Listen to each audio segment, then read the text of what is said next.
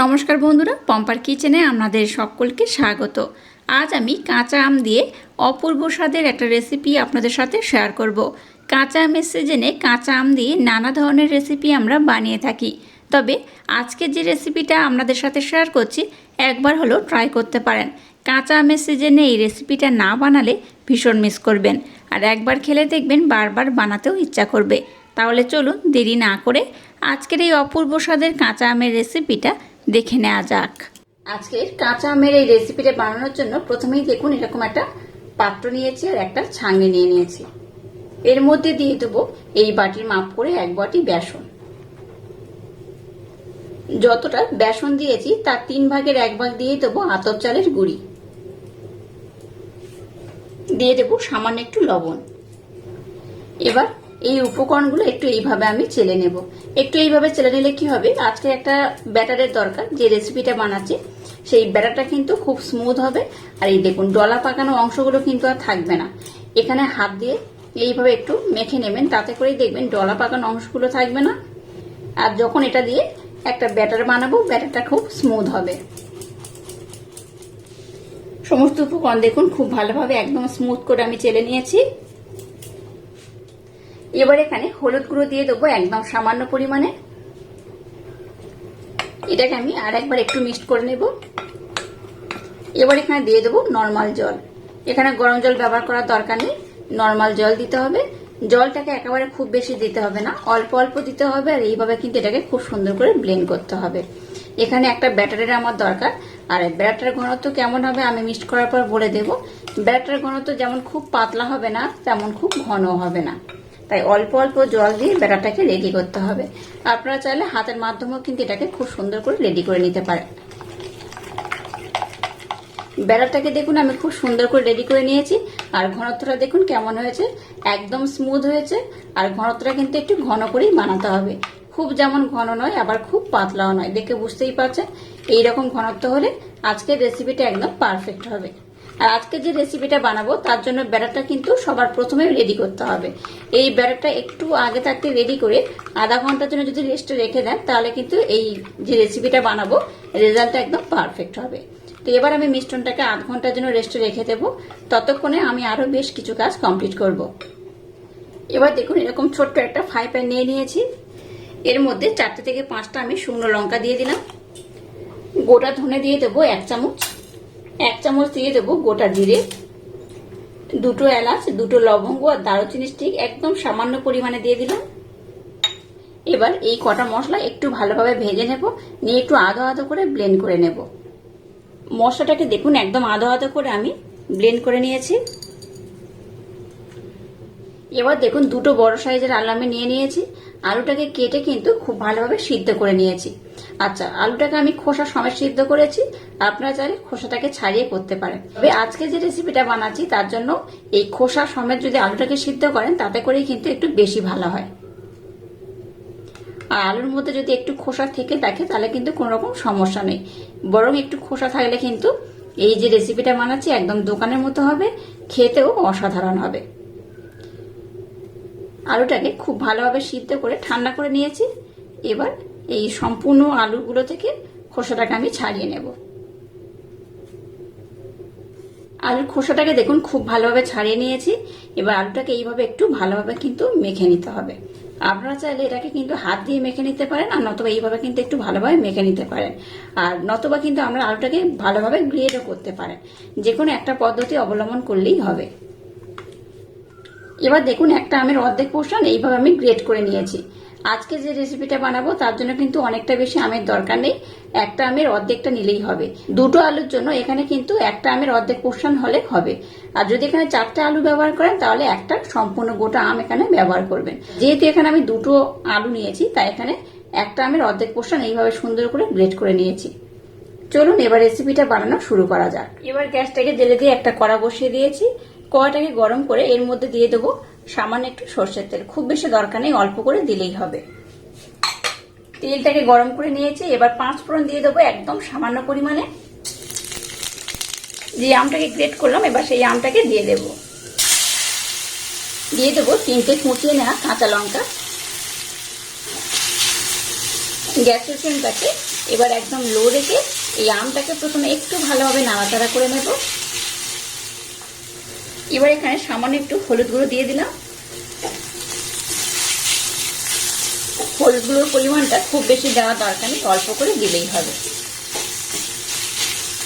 আমটাকে দেখুন আমি কিন্তু নাড়াচাড়া করে খুব ভালোভাবে সিদ্ধ করে নিয়েছি, দেখে বুঝতেই পারছেন একদম সিদ্ধ হয়ে গেছে। দেখুন এবার এটাকে এইভাবে একটু নাড়াচাড়া করতে করতে মেখে নিতে হবে। দেখে বুঝতেই পারছেন এটা খুব ভালোভাবে সিদ্ধ হয়ে গেছে। এই পর্যায়ে সামান্য একটু আদা দিয়ে দেবো। আদাটাকে দেখুন আমি গ্রেট করে নিয়েছি। আদার পরিমাণটা একদম অল্প করে দিলে হবে। আজকের এই রেসিপিটা কিন্তু একদম নিরামিষ পদ্ধতিতে বানাচ্ছি, আর এই রেসিপিটা কিন্তু নিরামিষ বানালে বেশি খেতে ভালো লাগে। এবার যে আলুটাকে আমি খুব ভালোভাবে মেখে নিয়েছিলাম আলুর মধ্যে দিয়ে দেব। এবার এখানে দিয়ে দেবো সামান্য একটু লবণ। আবারও সমস্ত উপকরণ এইভাবে একটু ভালোভাবে নাড়াচাড়া করে নেব। গ্যাসের ফ্লেমটাকে লো রেখে এটাকে এইভাবে নাড়াচাড়া করে মিক্সড করে নিতে হবে।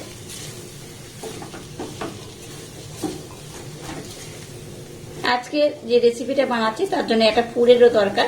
এই পুরটাকে আমি বানিয়ে নিচ্ছি, আর এই পুরটা যত সুন্দর করে বানাবেন আজকের রেসিপির রেজাল্টটা কিন্তু ততটাই পারফেক্ট হবে। এবার যে স্পেশাল ভাজা মশলা বানিয়েছি এখান থেকে আমি 2 চামচের মতো দিয়ে দেব। আবারও সমস্ত উপকরণ খুব ভালোভাবে মেখে নেব। এই স্পেশাল ভাজা মশলা দিয়ে আলুর মিশ্রণটাকে রেডি করলে দুর্দান্ত খেতে লাগে। আচ্ছা, আপনারা যারা একটু ঝাল বেশি পছন্দ করেন এই ভাজা মশলার পরিমাণটা একটু বেশি দেবেন, আর যারা মনে করবেন একটু ঝাল কম পছন্দ করেন ভাজা মশলার পরিমাণটা একটু কম দেবেন। আলুর মিশ্রণটাকে দেখুন এবার একদম রেডি করে নিয়েছি আর একদম মাখো মাখো করে নিয়েছি। এবার আমি মিশ্রণটাকে একটু ঠান্ডা করে নেব, তারপর আমি নেক্সট স্টেপ আপনাদের সাথে শেয়ার করব। এবার দেখুন আলু যে মাখাটা বানিয়েছি সেটাকে আমি নিয়ে নিয়েছি। এবার এখান থেকে আমি অল্প অল্প করে এইভাবে গোল করে নেব। এই আলুর মিশ্রণটা আপনারা কিন্তু একটু ছোট বড় করে করতে পারেন, ছোট বড় যার যেমন পছন্দ সেইভাবে বানাবেন। তো আমি সমস্ত আলু দিয়ে প্রথমে এইভাবে একটু গোল গোল করে নেব।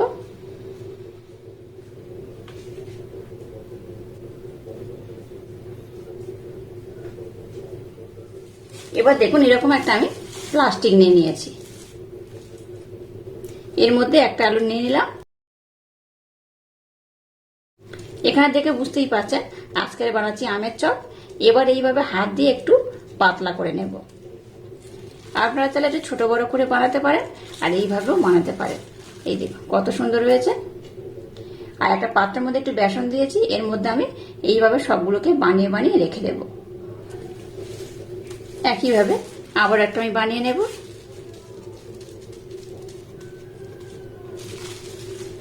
এইভাবে একটা প্লাস্টিকের উপরে নিলে কিন্তু খুব সহজে খুব তাড়াতাড়ি এগুলো এইভাবে বানানো হয়ে যায়।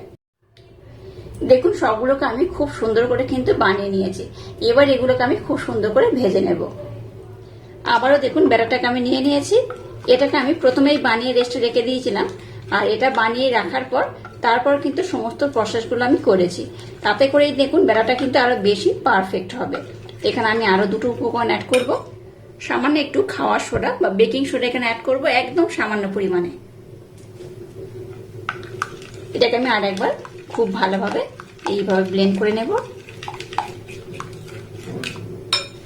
এবার দেখুন এখানে একটু হালকা আমি গরম তেল অ্যাড করব। একটু গরম তেল যদি অ্যাড করা যায় তাহলে চপের রেজাল্টটা কিন্তু একদম পারফেক্ট হয়।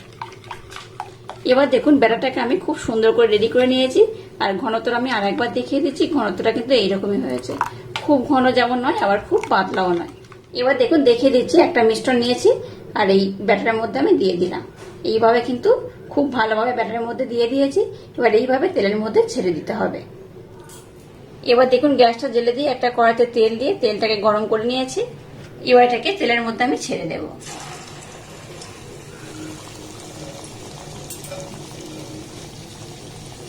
আমি প্রথমে একটা দিয়ে ভেজে নেব, তারপর আমি এই কড়াতে যতগুলো ধরবে একসাথে সবগুলো দিয়ে ভেজে নেব। এইভাবে উপরতে একটু তেল দিয়ে দেবেন, দেখবেন আলুর চপগুলো কিন্তু একদম ফুলকো ফুলকো হয়ে ফুলে যাবে আর কড়ার উপরে কিন্তু ভেসে উঠবে। এটা দেখুন কত সুন্দর তেলের উপরে ভেসে উঠেছে। গ্যাসের ফ্লেমটাকে লো টু হালকা মিডিয়াম দিয়ে এই চপগুলোকে ভাজবেন। খুব যদি গ্যাসের ফ্লেমটাকে হাই দেন তাহলে কি হবে, এটা কিন্তু পুড়ে যেতে পারে। তাই গ্যাসের ফ্লেমটাকে লো টু হালকা মিডিয়াম দিয়ে এটাকে এইভাবে একটু ভেজে নেবে। আমি আবার একটা দিয়ে দিয়েছিলাম, দেখুন দুটো চপ আমি খুব সুন্দর করে ভেজে নিয়েছি আর কত সুন্দর হয়েছে দেখুন। আপনারা চাইলে কিন্তু আর একটু বেশি লালও করতে পারেন আর এইরকমও রাখতে পারেন। তো আমি এইভাবে কিন্তু সবগুলোকে সুন্দর করে ভেজে নেব। এটাকে আমি আর খুব বেশি লাল করবো না, এটা এইরকমই থাকবে।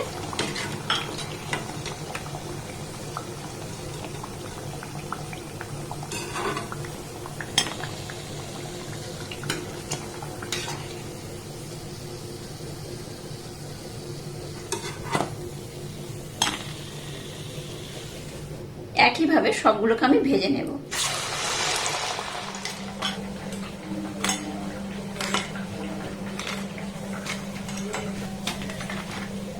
দেখুন সমস্ত আমের চপগুলোকে আমি খুব সুন্দর করে ভেজে নিয়েছি আর কত সুন্দর হয়েছে দেখুন। এটা কিন্তু বেশ গরম রয়েছে, তো আমি দেখাচ্ছি। এই দেখুন আওয়াজটা শুনুন, চপটা কতটা মুচমুচে হয়েছে আওয়াজটা শুনেই বুঝতে পারবেন। এই দেখুন এটা যেমন মুচমুচে হয়েছে বাইরে থেকে, ভিতরে আলুই পুরে ভর্তি। এটা কিন্তু খেতে অসাধারণ। আমার আলু দিয়ে বানানো এই আমের চপটা একবার না বানিয়ে খেলে ভীষণ মিস করবেন। এই কাঁচা আমের সময় একবার হলে এই চপটা অবশ্য বানাবেন, আশা করছি আপনাদের ভীষণ ভালো লাগবে। তো একটা আমি আপনাদের দেখাবো, দেখুন এটা কত সুন্দর হয়েছে, বাইরে থেকে কতটা মুচমুচে। দেখুন